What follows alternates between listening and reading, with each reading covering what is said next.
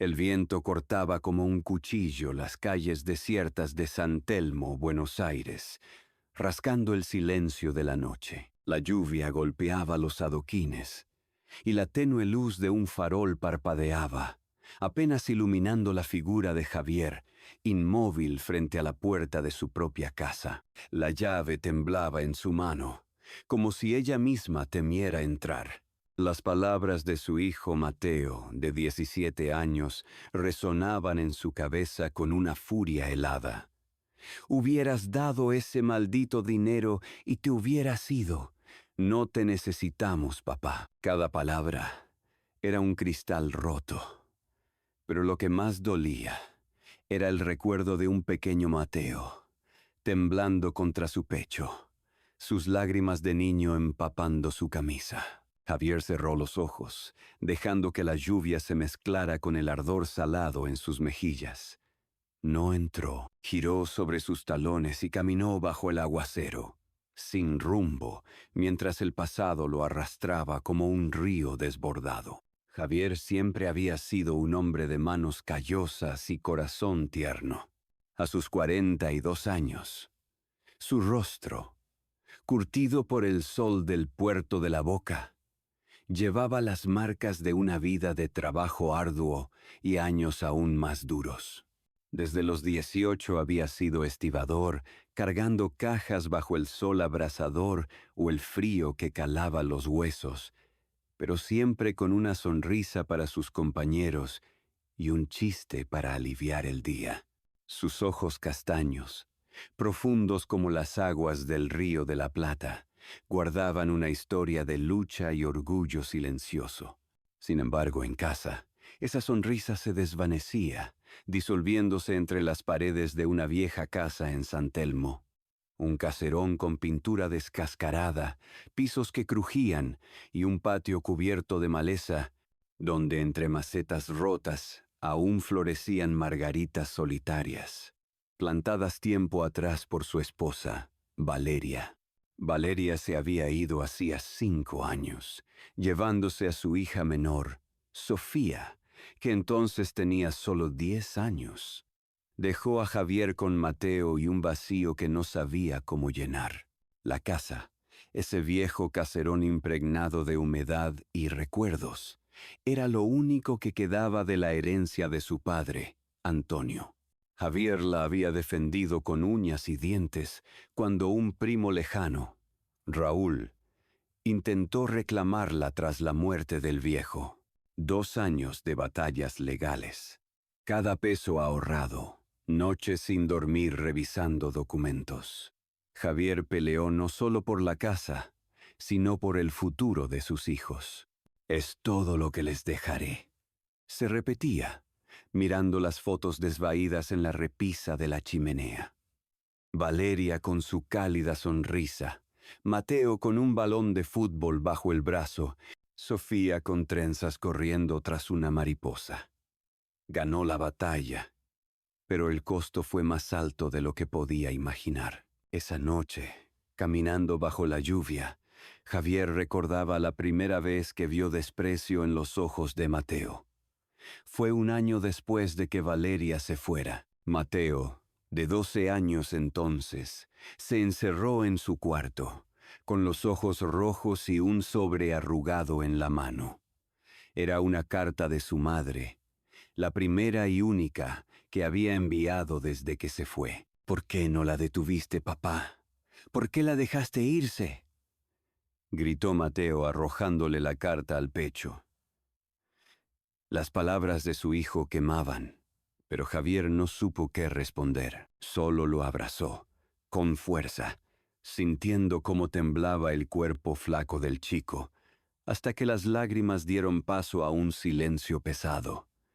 Desde ese día, algo se rompió entre ellos. Mateo se volvió distante, sus palabras más cortantes, sus miradas más frías, como si culpara al padre por cada día sin su madre. Javier no se rindió.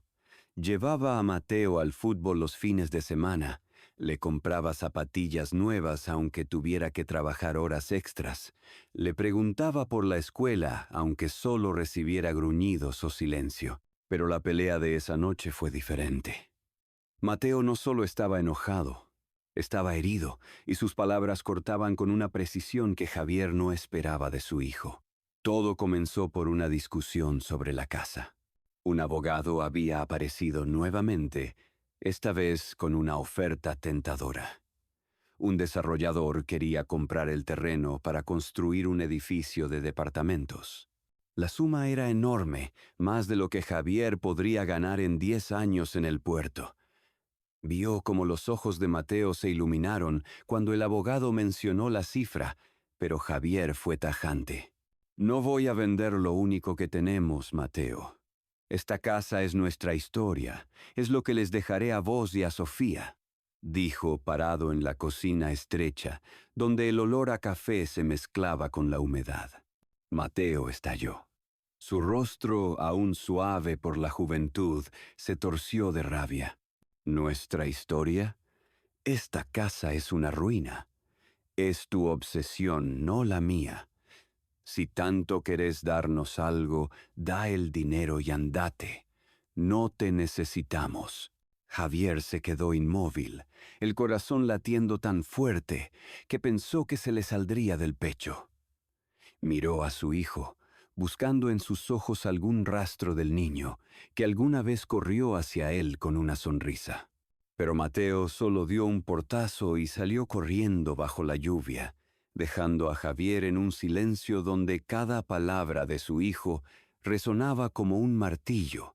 Quiso correr tras él, gritar, explicar, pero sus piernas no obedecieron. En cambio, salió él también, no para buscar a su hijo, sino para escapar del eco de esas palabras, de la herida que lo desgarraba por dentro. Las calles de San Telmo estaban vacías. Solo el rumor de la lluvia y el ladrido ocasional de un perro callejero rompían el silencio. Javier caminaba, sin notar cómo la ropa empapada se pegaba a su cuerpo, cómo el agua corría por su cabello oscuro, apelmazado en la frente. Llegó a la Plaza Dorrego, donde los bares estaban cerrados y las mesas apiladas bajo toldos empapados, como centinelas agotados. Se sentó en un banco, dejando que el agua lo calara hasta los huesos. Sus manos, ásperas, marcadas por cuerdas y cajas, temblaban al sacar una foto arrugada de su billetera. Era Mateo, de 6 años, con una sonrisa desdentada, sosteniendo un barrilete que Javier había hecho con periódicos viejos y varillas de bambú.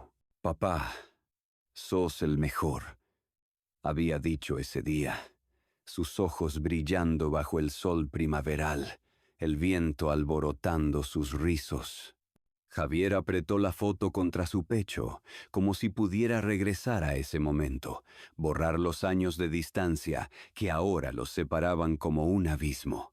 Una figura apareció en la plaza, bajo un paraguas roto. Era doña Rosa, la vecina de enfrente, con su cabello blanco recogido en un moño impecable y ojos vivaces que parecían ver a través de todo. Vivía en una casa con pintura azul descascarada, y siempre encontraba tiempo para ofrecerle a Javier un mate o escucharlo cuando venía a arreglar su viejo radio. «Javier, ¿qué haces bajo la lluvia?» «Vas a pescar una pulmonía», dijo con ese tono maternal que no admitía discusión. Javier intentó sonreír, pero solo salió una mueca amarga. «No tengo a dónde ir, Rosa. Mi hijo me dijo que me fuera». Rosa se sentó a su lado, sin importar que el banco estuviera empapado, su paraguas viejo apenas protegiendo del aguacero. «Los chicos dicen cosas que no sienten, Javier. Mateo está herido, pero no por vos. Es por todo lo que aún no entiende», dijo, su voz cálida como un té en un día frío. Javier negó con la cabeza, la voz temblándole como una cuerda a punto de romperse. «No sé dónde me equivoqué, Rosa. Todo lo que hice fue por él, por Sofía. Trabajé, peleé por esta casa para que tuvieran algo propio, pero no es suficiente. Nunca es suficiente. Rosa puso una mano en su hombro, sus dedos delgados pero firmes apretando su chaqueta. Escucha, sos un buen padre. Pero los chicos no ven el mundo como nosotros. Mateo no sabe lo que llevas en el corazón. Solo ve su propio dolor. Habla con él. No como padre, sino como hombre. Deja que vea quién sos de verdad. Javier guardó silencio, mirando los charcos donde se reflejaban las luces lejanas de los faroles. Las palabras de Rosa eran un bálsamo, pero no podían calmar la tormenta en su pecho. Se sentía perdido, como un barco a la deriva. Se despidió con un abrazo, sintiendo el calor de los hombros frágiles de Rosa, y siguió caminando, sin rumbo, hasta llegar al puente de la Boca. El río, oscuro y revuelto, reflejaba su caos interior.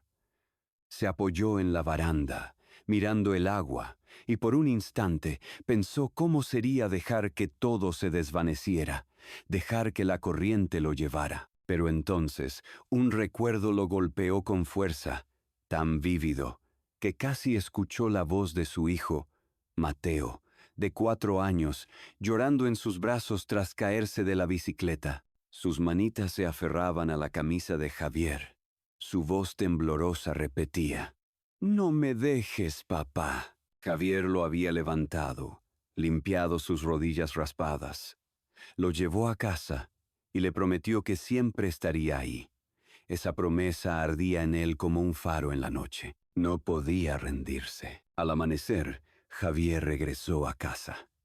El cielo sobre San Telmo comenzaba a aclararse y la lluvia se había reducido a gotas esporádicas que caían de los aleros. La puerta de la casa estaba entreabierta y el silencio dentro era ensordecedor, como si las paredes mismas contuvieran el aliento. Subió por la escalera crujiente hasta la habitación de Mateo, temiendo encontrarla vacía. Pero su hijo estaba allí, sentado al borde de la cama, con la cabeza gacha, apretando las manos hasta que los nudillos se pusieron blancos. Sus zapatillas, cubiertas de barro, dejaban manchas oscuras en el suelo de madera, y su remera estaba húmeda por la lluvia. Javier se quedó en la puerta, sin saber por dónde empezar. Su garganta se cerró, como si las palabras estuvieran atrapadas en lo más profundo. «Matu», llamó en voz baja, usando el apodo que no pronunciaba desde hacía años. Mateo levantó la mirada, y por un instante Javier vio al niño de sus recuerdos. No al adolescente lleno de rabia, sino al pequeño que alguna vez le confió todo su corazón. Pero los ojos de Mateo estaban rojos, y su voz temblaba cuando habló. «¿Por qué no me contaste lo de mamá, papá? ¿Por qué me dejaste pensar que fue por mí?» Javier sintió que el suelo se abría bajo sus pies.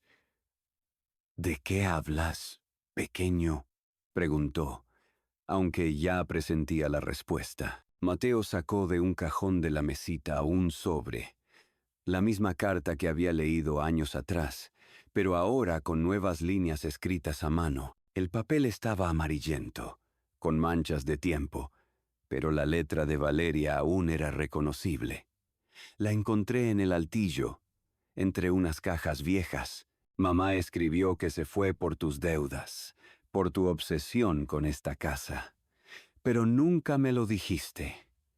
Me dejaste creer que se fue por mí, porque no era suficiente para ella». Javier se acercó lentamente, el corazón apretado como en una prensa. Se arrodilló frente a su hijo para que sus ojos estuvieran al mismo nivel. «Matú, yo nunca quise que pensaras eso. Quise protegerte. Tu mamá se fue porque la vida con nosotros era demasiado para ella. No pudo seguir, pero nunca fue por vos». Su voz temblaba y apenas contenía las lágrimas al ver el dolor en los ojos de su hijo. Mateo se puso de pie de un salto, apretando los puños, su rostro desfigurado por la ira y las lágrimas. «Entonces, ¿por qué no me lo dijiste? ¿Por qué me dejaste solo con esto? Pensé que yo la había echado, que yo no valía nada. Sabías cuánto sufría y aún así te callaste. Las lágrimas corrían por sus mejillas y Javier sintió que su propio corazón se partía. Se acercó y, sin pensarlo, lo abrazó. Mateo intentó empujarlo al principio. Sus puños golpearon débilmente el pecho de su padre, pero luego se derrumbó, hundiendo el rostro en el hombro de Javier, sollozando como el niño pequeño que temía a la oscuridad. «Perdón, pequeño, perdóname», susurró Javier, la voz rota, las lágrimas corriendo por sus mejillas, mezclándose con el agua de lluvia que aún impregnaba su ropa. Permanecieron así, abrazados, mientras el sol comenzaba a filtrarse por la ventana, bañando la habitación con una luz dorada y suave. La vieja casa, con todas sus grietas y recuerdos, parecía un poco menos fría en ese momento.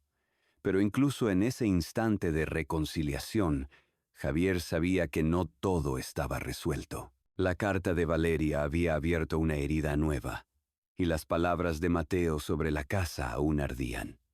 Recordó cómo el abogado, el mismo que trajo la oferta de venta, insinuó que el primo Raúl no se rendiría. «Él cree que la casa le pertenece por derecho», había dicho, ajustándose los anteojos.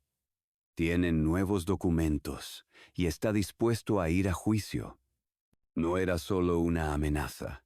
Era una sombra que se cernía sobre su frágil mundo. Y luego estaba Sofía. Javier no la veía desde hacía 3 años, desde el día en que Valeria se la llevó a Mendoza. Recibía cartas esporádicas, a veces llamadas cortas, pero la voz de su hija se volvía cada vez más extraña. Hace poco, Valeria llamó y mencionó que Sofía quería regresar a Buenos Aires. «Extraña la casa», dijo Valeria, pero había algo más en su tono, algo que Javier no pudo descifrar. ¿Qué significaba eso? ¿Quería Sofía volver con él? ¿O era otro juego de Valeria, que siempre supo cómo mantenerlo en la incertidumbre? Y si Valeria también regresaba, trayendo consigo nuevos secretos, nuevo dolor. ¿Y cómo recibiría Mateo a su hermana, si su corazón aún sangraba por la partida de su madre? Mientras Mateo se calmaba en sus brazos, Javier miró por la ventana. El cielo estaba despejado, y un rayo de sol iluminaba el patio, donde entre las macetas rotas aún brotaban margaritas, tercas como su propia esperanza. Por primera vez en mucho tiempo, sintió una chispa.